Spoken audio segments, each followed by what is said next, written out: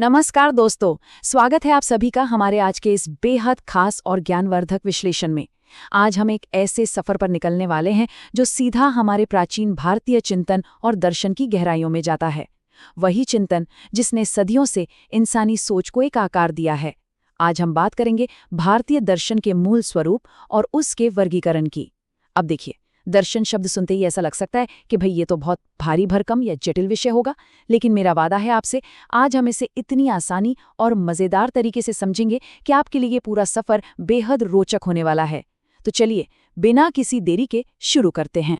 तो सबसे पहले बात करते हैं इस बहुत ही दिलचस्प शब्द की, दर्शन। आखिर ये है क्या?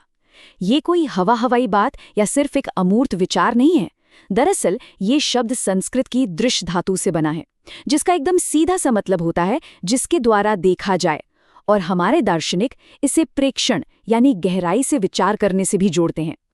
तो अगर हम इसे आसान भाषा में समझें तो दर्शन कोई किताबी ज्ञान भर नहीं है, बल्कि ये इस दुनिया को देखने और उस पर विचार करने का एक एकदम जीता जागता साधन है। इंसान के अंदर जो यह हमेशा कुछ नया जानने की उत्सुकता होती है ना, बस उसी जिज्ञासा के कारण ही इस दर्शन का निर्माण होता है। ओके, तो चलिए जल्दी से देख लेते हैं कि आज के इस सफर का हमारा रोड मैप क्या होने वाला है। सबसे पहले हम समझेंगे दर्शन का असली मतलब, फिर देखेंगे कि आस्तिक और नास्तिक की परिभाषाएं असल में क्या हैं। उसके बाद हम बात करेंगे अंतिम वैदिक मानदंड की, और फिर आखिर में 6 आस्तिक और 3 नास्तिक संप्रदायों को जानेंगे। भाग 1, दर्शन का अर्थ, जिज्ञासा और विचार। जैसा कि मैंने कहा, इंसान के अंदर जो स्वाभाविक रूप से जानने की इच्छा होती है, वही इन गहरे दार्शनिक विचारों को जन्म देती है। अब देखिए, समय के साथ इस विचार प्रक्रिया से भारतीय दर्शन में बहुत सारे संप्रदाय और शाखाएं बनी, लेकिन दिलचस्प बात यह है कि इन सब में से केवल 9 संप्रदायों को ही मौलिक रूप से सबसे ज्यादा महत्वपूर्ण माना गया है। जी हाँ, सिर्फ 9। यही वो 9 स्कूल हैं जो भारतीय दर्शन की पूरी नींव और उसकी सीमाओं को तय करते हैं। अब आते हैं भाग 2 पर, आस्तिक और नास्तिक की परिभाषा। विद्वानों ने इन्हीं 9 प्रमुख संप्रदायों को इन 2 मुख्य वर्गों में बांटा है। लेकिन रुकिए, ये आस्तिक और नास्तिक शब्द उतने सीधे बिल्कुल नहीं हैं जितना हम आज समझते हैं। प्राचीन ग्रंथ में इनके 3 मुख्य अर्थ बताए गए हैं। पहला है ईश्वर में विश्वास, यानी वही जो हम आमतौर पर सोचते हैं कि जो मंदिर नहीं जाता या पूजा नहीं करता वो नास्तिक है। दूसरा अर्थ हमारे महान वैयाकरण पाणिनि ने दिया था, जो है परलोक में विश्वास, यानी क्या आप मृत्यु के बाद के जीवन को मानते हैं।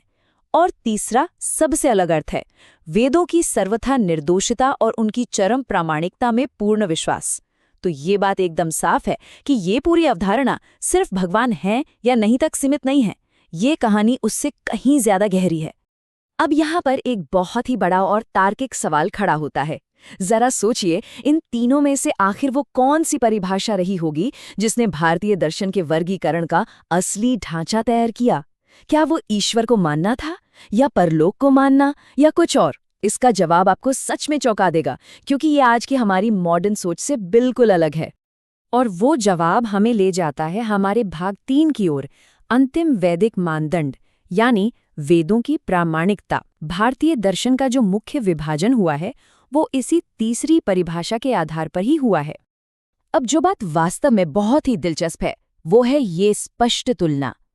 एक तरफ हमारा आज का सामान्य अर्थ है ईश्वर में विश्वास करने वाला व्यक्ति, और ठीक उसके सामने है शुद्ध दार्शनिक अर्थ, वेदों की पूर्ण प्रामाणिकता में विश्वास करने वाला। इसे ऐसे समझिए, दर्शन की दुनिया में कोई ईश्वर को माने या ना माने उससे फर्क नहीं पड़ता। अगर वो वेदों को नहीं मानता तो उसे नास्तिक ही कहा जाएगा। है ना कमाल की बात? ये अंतर समझना ही इस पूरे विषय की असली चाबी है। और इस बात में वजन डालने के लिए हमारे पास प्राचीन स्मृतिकार मनु की एक बहुत ही प्रसिद्ध और स्पष्ट घोषणा है।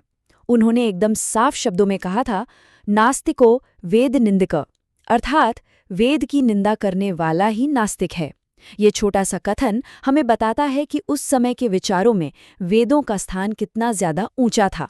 ये किसी भी दर्शन को नापने का एक अल्टीमेट और अटल ऐतिहासिक पैमाना बन गया था। तो इसी पैमाने के आधार पर दर्शन का वर्गीकरण किया गया। चलते हैं भाग 4 की ओर, 6 आस्तिक संप्रदाय, या जिन्हें हम षट दर्शन कहते हैं। ये वो दर्शन हैं जो इस वैदिक मानदंड पर पूरी तरह खरे उतरे। इन्हें एक साथ षड दर्शन कहा जाता है। षड का मतलब होता है 6 और ये है सांख्य, योग, न्याय, वैशेषिक, मीमांसा और वेदांत। ये 6 के 6 स्कूल वेदों को प्रमाण मानते हैं। लेकिन अगर आप इस लिस्ट को थोड़ा ध्यान से देखेंगे तो इसमें जो आखिरी 2 नाम हैं, मीमांसा और वेदांत, उनका दर्जा बहुत खास है। क्यों? क्योंकि वेदों की प्रामाणिकता में इनका विश्वास बिल्कुल 100% पूर्ण और निरपेक्ष है। मतलब इनका तो पूरा वजूद और चिंतन का आधार ही वेद है। चलिए अब थोड़ा आगे बढ़ते हैं और देखते हैं भाग 5, 3 नास्तिक संप्रदाय यानी वेदों में अविश्वास। अब देखिए, जहां विचार होंगे वहां टकराव तो स्वाभाविक है और यहीं से कुछ नई धाराएं भी निकलती हैं। इस नास्तिक वर्ग के अंदर 3 प्रमुख स्कूल आते हैं, जैन, बौद्ध और चार्वाक।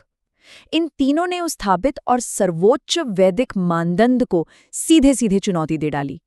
इन्होंने कहा कि भाई हम अपने खुद के तर्क और स्वतंत्र रूप से सोचने पर जोर देंगे, और वेदों को परम सत्य मानने से साफ इनकार कर दिया।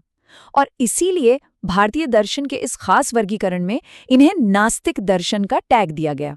तो यहाँ सबसे गौर करने वाली बात यह है कि इन तीनों में भी जो चार्वाक संप्रदाय है वो बिल्कुल अलग और एकदम एक्सट्रीम पर खड़ा है। चार्वाक सिर्फ वेदों का खंडन नहीं करता, बल्कि वो ईश्वर के अस्तित्व और परलोकवाद, इन दोनों को भी सिरे से खारिज कर देता है। आपको याद है वो 3 परिभाषाएं जो हमने शुरुआत में देखी थी? चार्वाक हर उस दृष्टिकोण से पक्का नास्तिक है। इसका जो खंडन है वो सबसे व्यापक और पूर्ण है। अब इस पूरी ज्ञानवर्धक यात्रा के अंत में हमारे सामने एक बहुत ही गहरा और सोचने पर मजबूर करने वाला सवाल आता है। वेदों को आस्तिकता की एकमात्र कसौटी मान लेने से ये तो हमें समझ आ जाता है कि ऐतिहासिक रूप से भारतीय दर्शन में वेदों की अपार अहमियत रही है। लेकिन क्या ये केवल एक प्राचीन और गहरी श्रद्धा को ही दर्शाता है, या फिर क्या इस कसौटी के पीछे हमें एक स्पष्ट व्यवस्थागत पूर्वाग्रह यानी एक सिस्टेमिक बायस भी दिखाई देता है, जिसने कहीं न कहीं बाकी स्वतंत्र विचारों को किनारे कर दिया? इस विचारोत्तेजक प्रश्न के साथ हम आज के इस विश्लेषण को यहीं विराम देते हैं। इस पर जरूर सोचिएगा, क्योंकि ज्ञान के इन पहलुओं पर चर्चा हमेशा जारी रहनी चाहिए।